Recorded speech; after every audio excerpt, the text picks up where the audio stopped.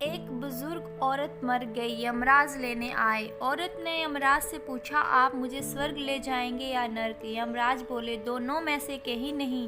तुमने इस जन्म में बहुत ही अच्छे कर्म किए हैं, इसलिए मैं तुम्हें सीधे प्रभु के धाम ले जा रहा हूँ।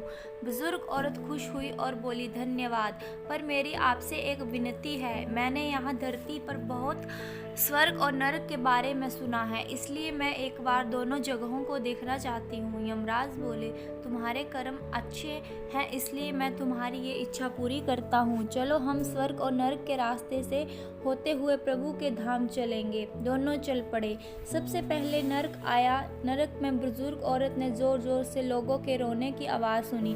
वहाँ नरक में सभी लोग दुबले पतले और बीमार दिखाई दे रहे थे। औरत ने एक आदमी से पूछा, यहाँ आप सब लोग ऐसी हालात में क्यों हो?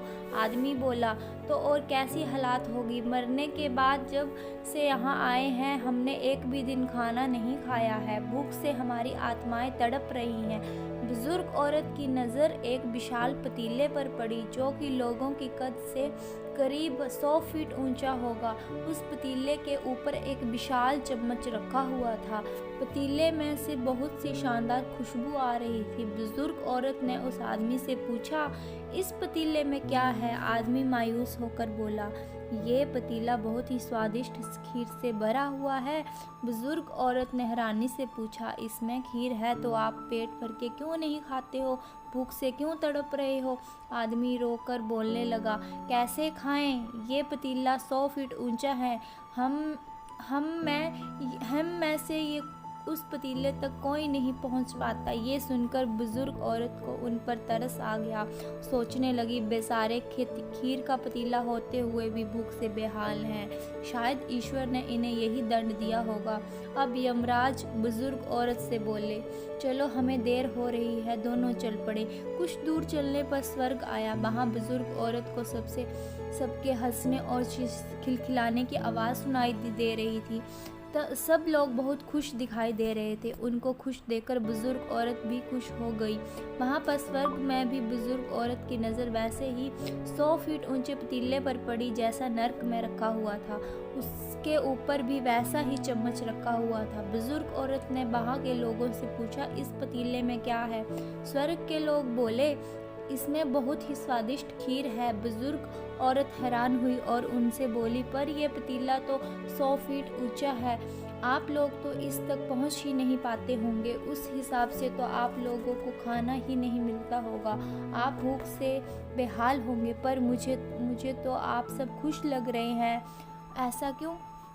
इनमें से एक व्यक्ति बोला, हम सब लोग इस पतीले में से पेट भरकर खीर खाते हैं। औरत बोली, पर कैसे? पतीला तो बहुत ऊंचा है। व्यक्ति बोला, तो क्या हुआ? पतीला ऊंचा है तो यहाँ पर कितने सारे पेड़ हैं। हमने इन पेड़ों की लकड़ी ली, उसको काटा, एक विशाल सीढ़ी का निर्माण किया। उस लकड़ी के सीढ़ी के सहारे हम पतीले तक पहुँचते हैं और सब मिलकर खीर का आनंद लेते हैं। बुजुर्ग औरत यमराज की तरफ देखने लगी। यमराज मुस्कुराए और बोले, ईश्वर ने स्वर्ग और नरक मनुष्य के हाथ में सौंप रखा है। चाहे तो अपने लिए नरक बना ले, चाहे तो अपने लिए स्वर्ग बना ले। ईश्वर ने सबको एक समान हालातों में डाला है। उसके लिए सभी बच्चे समान हैं। वे किसी से भी भेदभाव नहीं करता है। वहाँ नरक में भी पेड़ पौधे सब हैं, पर लोग खुद ही आलसी हैं। उन्हें खीर में हाथ में ही चाहिए। वे कोई कर्म नहीं करना चाहते, कोई मेहनत नहीं करना चाहते, इसलिए भूख से तड़प रहे हैं, बेहाल हैं। क्योंकि यही तो ईश्वर की बनाई हुई दुनिया का नियम है। जो कर्म करेगा, मेहनत करेगा, उसी को मीठा फल खाने को मिलेगा। स्वर्ग के सपने छोड़ दो, नरक का डर छोड़ दो। बस आपकी वजह से किसी का दिल ना दुखे, इतना सोचो और बाकी सब कुदरत पे छोड़ दो। धन्यवाद। अगर दोस्तों आपको मेरी ये स्टोरी अच्छी लगी हो तो प्लीज़ अपने दोस्तों से शेयर कीजिए और मेरे चैनल को सब्सक्राइब कीजिए। तब तक बाय बाय। मिलते हैं हम आपको अगली नई स्टोरी में।